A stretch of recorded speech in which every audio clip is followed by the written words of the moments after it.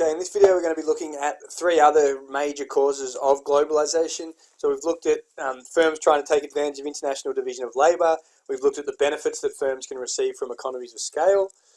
Another key reason for the emergence of globalization has been advances in technology, transport and ICT.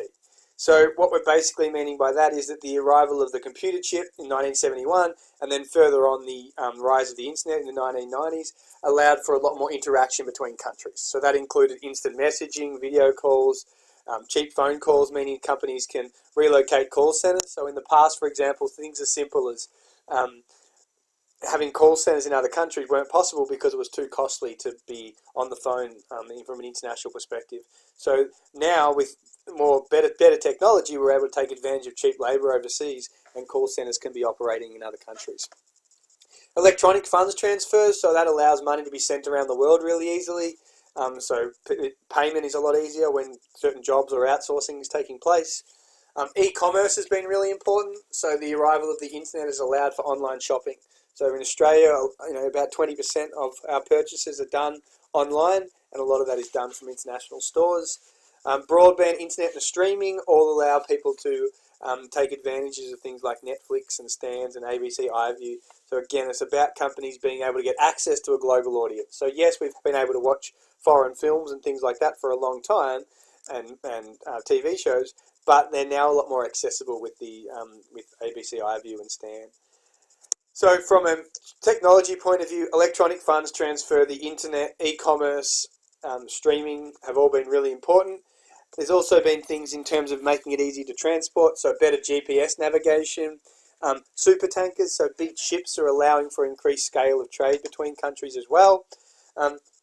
There's also this new phenomenon called following the sun, which has become more and more prevalent. Basically what that is that companies work on a 24-hour system. So through integrated computer and phone systems and having sort of a central database where all for a company can sort of access all around the world. As you know, the time zones are different in different countries all around the world. So customers can call and that company can be open all day and servicing the needs of customers all day. So for example, if we work our 9-hour day from 9 till 5 and then the same company operates in another part of the world, they can be open for the next 8 hours and so on and so forth, so that the company now works on a 24-hour basis. So following the sun is basically just this idea that companies can be operating on a 24-hour basis when the sun's up from 9 till 5 and then the next sort of organisation takes over after that. Deregulation. Deregulation is quite tricky, and basically it's a key thing.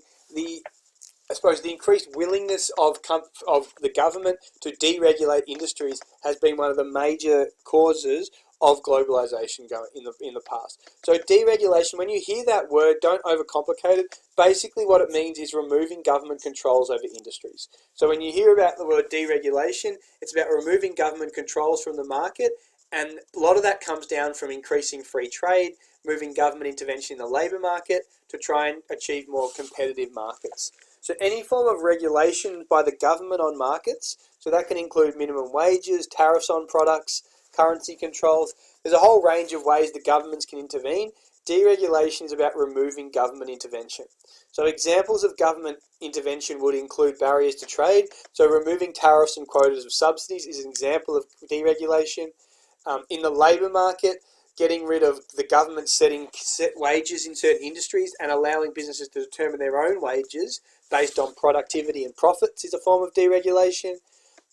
Selling off government-owned monopolies. So, for example, Telstra in the past, the Commonwealth Bank were run as government monopolies, and deregulation involves allowing for more competition in those industries, getting rid of government intervention or involvement, and allowing the free market to determine prices. Deregulation can also include allowing for increased foreign investment, so not restricting foreign investment into Australia, not restricting immigration into Australia. So anything you can think of that the government intervenes in to prevent, any sort of removal of government intervention is a form of deregulation. So that can be on products, it can be on labour, it can be on businesses, it can be in the labour market. In recent times, deregulation of key markets has meant goods and services can be more freely traded because we've removed barriers to trade like tariffs and subsidies and quotas. By eliminating these barriers to trade and introducing free trade agreements, That's allowed multinational companies to grow. It's allowed firms to have a global supply chain and have a global marketplace to sell products. It can also include, deregulation can also include of investment and finance, so allowing capital flows or money to flow between countries. So for example, the deregulation of the finance market means that institutions move capital more easily from one country to another. So countries can borrow from each other, countries can expand into other countries, so Commonwealth Bank can open in other countries as well. And that's allowed for more foreign investment throughout countries. Deregulation is the removal of government controls from an industry or sector to allow it to operate more freely. It includes reducing taxes, removing barriers to entry, opening up markets to competition, preventing government-owned monopolies or oligopolies, deregulation of the labour or of product markets.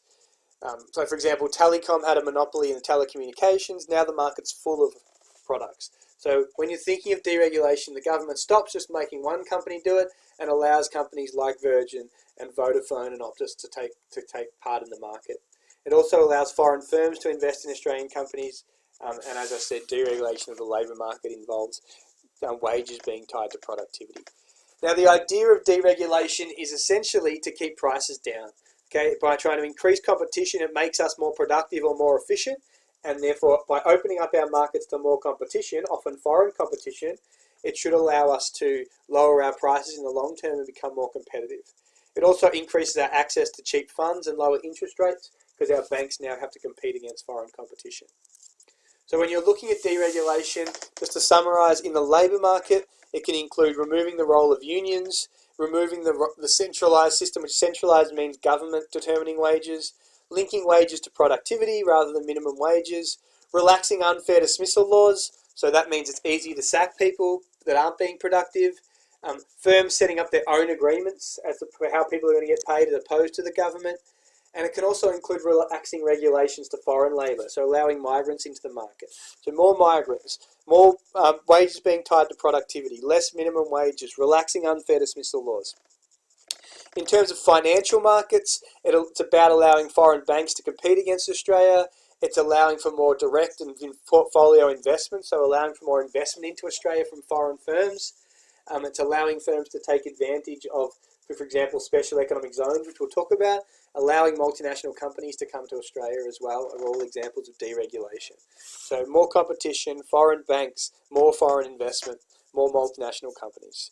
And other forms of deregulation can include selling off monopolies so that the private sector runs industries. So again, like with telecommunications and transport or air travel. Removing barriers to entry, including tariffs, is a form of deregulation. Also reducing government environmental laws. So restrictions from the government can also be a form of deregulation, which can actually be a negative in some elements. Last thing in this video, part of globalization has been essentially encouraged by what we call these export processing zones. So export processing zones are geographic regions that aim to attract foreign investment. So in these zones, taxes are often lower, so it's multinational companies are more likely to come here because they don't have to pay as much company tax. There's often lower labour laws are different, so some of these export processing zones, for example, will pay their workers below minimum wage, so that companies are more likely to come here because their costs of production are down. In many developing countries, they have a lack of union or lack of environmental regulation in these areas. It's all about keeping production costs down for businesses. In many developing countries, a lack of unions and a lack of resources often means that these rules are followed in areas where they're not even economic processing zones or export processing zones or special economic zones, they're also called, basically saying that these companies can take advantage of that all over the country. And we kind of saw that with Zambia in the video that we watched, that often the regulations are quite lax on companies around the world because they're so keen for foreign investment. Thank you.